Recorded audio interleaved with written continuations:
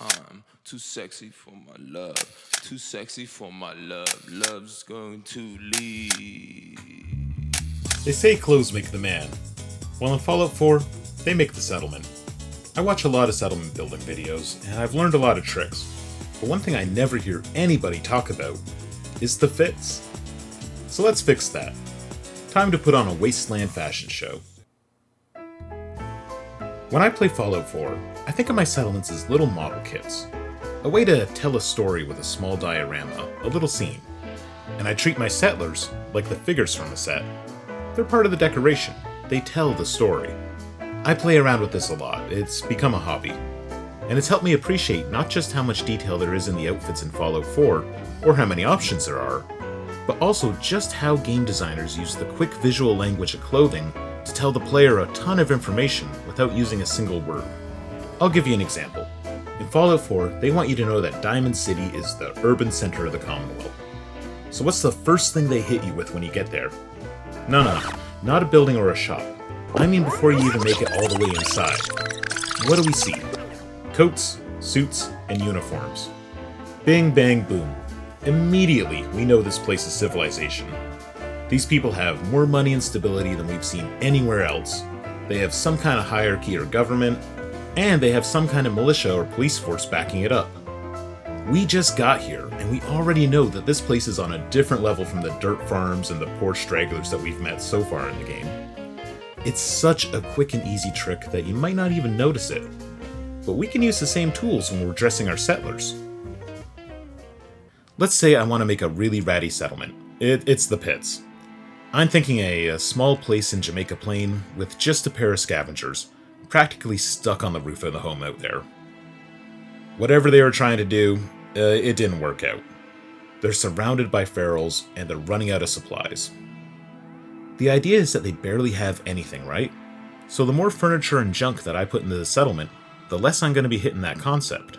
So I need the scavengers themselves to carry the narrative load here. So right off the bat, we're going to strip away any kind of convenience, comfort, or anything that could be considered a luxury. You know, if they had something worth selling, they would have sold it and moved already. So no laser rifles, no combat armor, no toasters. No. I'm going to give them some raider gear and some boiled leather armor pieces.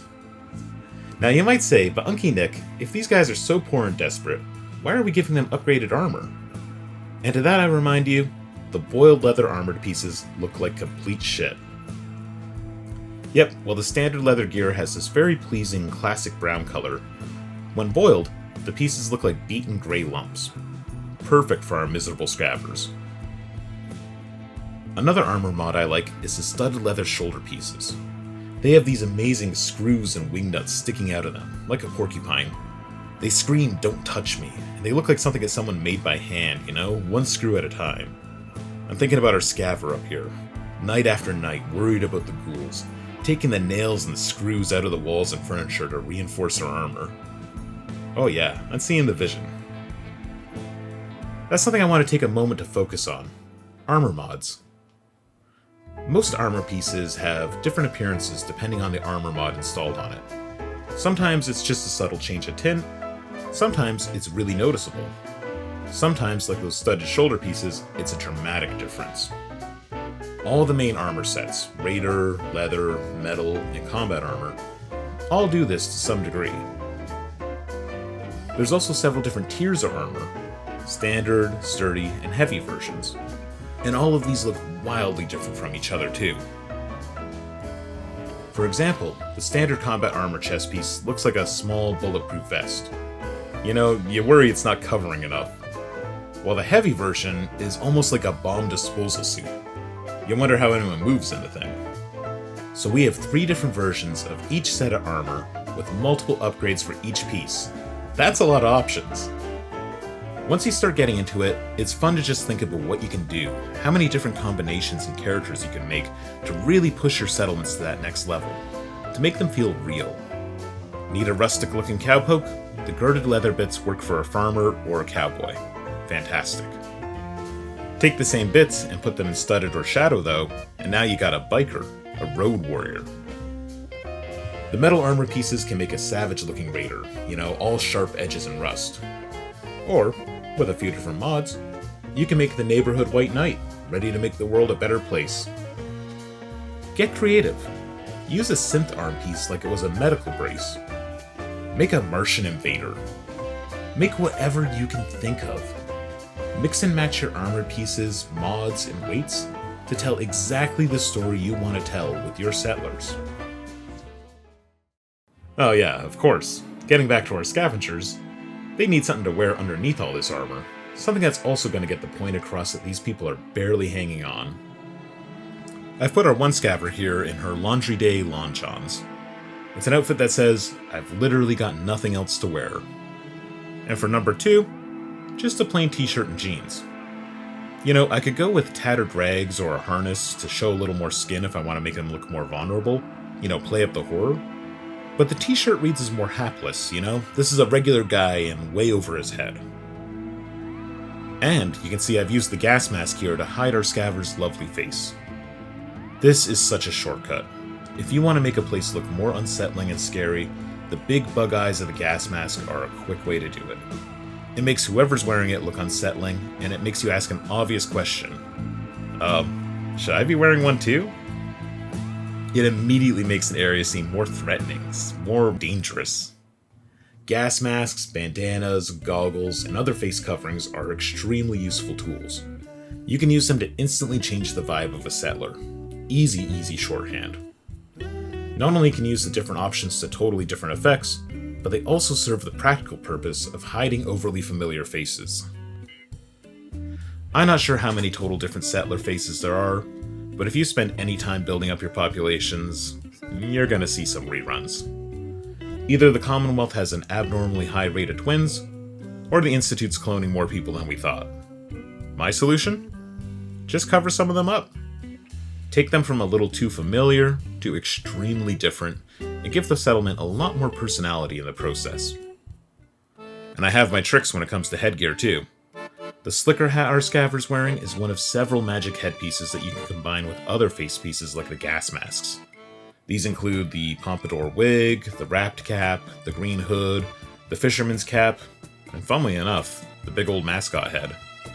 And for some reason the faded visor can also go with several different hats and headpieces. All of these are invaluable for giving a settler a unique look and feel. Combine it with the right outfit and armor, and your settler can look like a quest NPC, someone you're supposed to go up and talk to in the game. There are a ton of great looking outfits in Fallout 4. Everything for your upscale Slocum Joe's enjoyers, to the nastiest, wettest little gremlins you could dream up. It's easy to overlook these outfits as a player, because we're mostly focused on the armor. We don't tend to pay a lot of attention to the outfits that you can't wear with it. But there are a lot of really fun options out here, and some neat tricks you can do with them. Like, did you know that you can wear leg armor with the winter jacket and jeans or the Letterman jacket? I didn't. Or that there's only one set of the tattered field jacket in the entire game and it's just on some dead guy? Or that Chase from Arcadia has a unique wasteland version of the Courser outfit. Once you start looking, you might surprise yourself with the variety. But of course it's not just what they're wearing, it's what they're carrying. That's part of the story. And for our scavers here, I've equipped them with pipe weapons. You know, I figured they're scavers, they're desperate, they can't really have anything better, right? But even here I've made a few fun choices to set them apart. Like, I love that nasty wire bayonet on the pipe revolver. It feeds into the idea that they're defending themselves with whatever they can scavenge from the house. You know, here they are, pointy little bit of scrap metal against the horrors of the post-apocalypse. And I gave the other one an automatic with a big drum, which I know goes a little against what I just said about keeping them relatively lightly armed like regular scavers, but this is also an important lesson we need to remember. We need to know when to break the rules because it's fun. And what's a zombie horror show without that one guy who panics and wastes all the ammo? You know, when ferals or raiders hit this place, I want to hear tons of panicky fire and see these two just fighting for their lives. That's the story I'm trying to tell here. But you know, I could have told a different one. Maybe I could have put a flamer and an AK in their hands. Now I'm more worried for the ferals than them. Suddenly that gear they have on goes from crappy to kinda scary. It's all in the little details. Taking that extra step of really thinking about what your settlers would have and what you can dress and equip them with to tell the story that you want to tell. My grandpa was a model train guy, and I took right after him growing up. I've always been fascinated by model kits and things like Gunpla and Warhammer and such. And when I sit down in front of Fallout 4 and I start messing with the settlements and settlers, I get the same kind of thrill from it as I do those other hobbies. It's a way to take something that's enjoyed by a huge number of people and put your own personal stamp on it. Make it yours. And to me, that's always going to mean getting in there and spending way too much time individually dressing and equipping each settler until it's perfect. I want to thank you for taking the time to watch this very silly video. And if you also can't consider a settlement finished until the people living in it have just the right look, let me know by leaving a like. Or better yet, tell me about your settlers and how they look in the comments. We can be silly together. Until next time, Wastelanders, see ya.